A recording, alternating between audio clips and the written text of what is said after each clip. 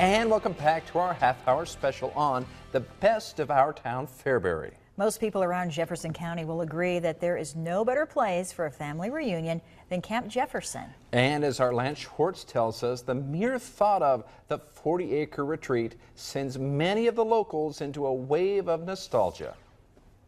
Every time I come out here, it's like walking back in time. Camp Jefferson was founded way back in 1921 and is located near Fairbury on top of a scenic sandstone cliff overlooking the Little Blue River Valley. Nature lovers are not going to be disappointed at Camp Jefferson. Yes, we've got a brand new pool and a nice air-conditioned dining hall, but over half of our property is still untamed wilderness, so to speak. And so what you see here is about half of our property that's left in undeveloped state. Camp Jefferson board member Barry Schwab says if you love the great outdoors, you're going to love Camp Jefferson. We've got the fishing and boating pond, of course, and then overlooking that are the hills and grasslands and woods to our west that have a nice walking trail mown through them. Barry says this very popular climate-controlled dining hall was built in 2013.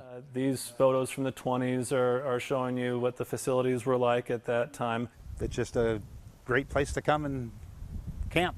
Something you have to experience to understand it, I guess, really. Jerry Williams has thoroughly enjoyed taking care of Camp Jefferson for the past quarter of a century. Watching the kids out here playing and stuff, especially church camps when you get a large group of kids, they just have a blast out here just to see everybody bonding, getting along.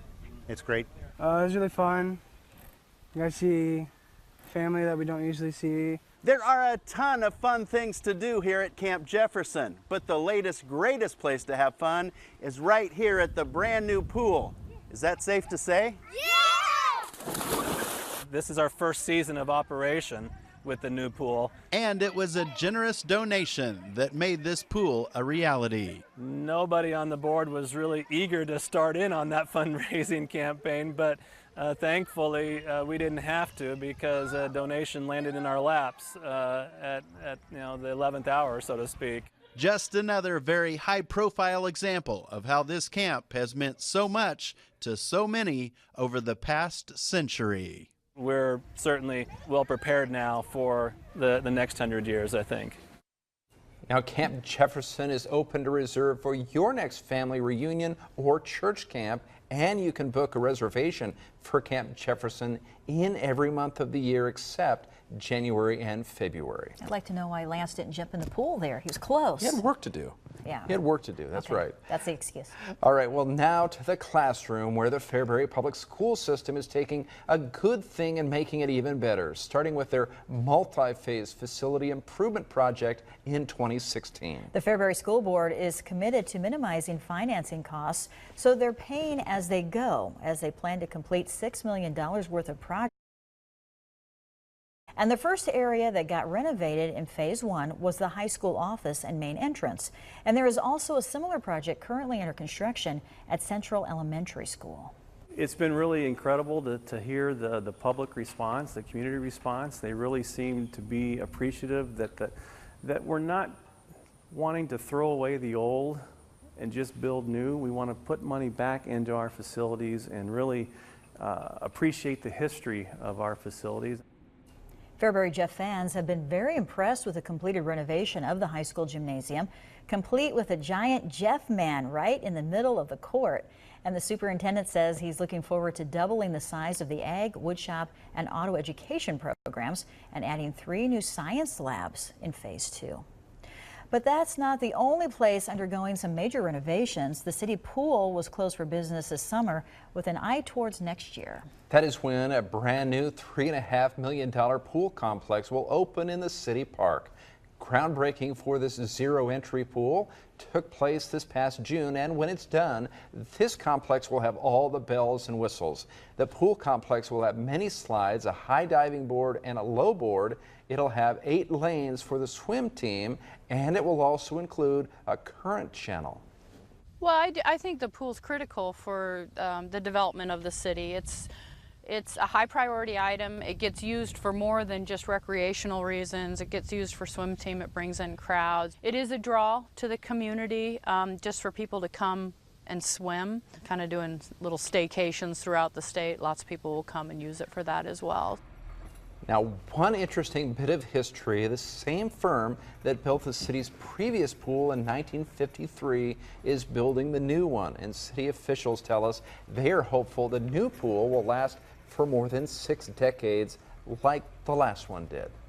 The new pool is just one example of how city leaders are working to keep Fairbury growing. Another example is the reopening of the Bonham Theatre. Sparked by community-wide effort, the people of Fairbury wanted to make sure their beloved movie house didn't go the way of many small-town theaters. Luther Bonham was a driving force in the opening of a fancy new theater in Fairbury way back in 1926.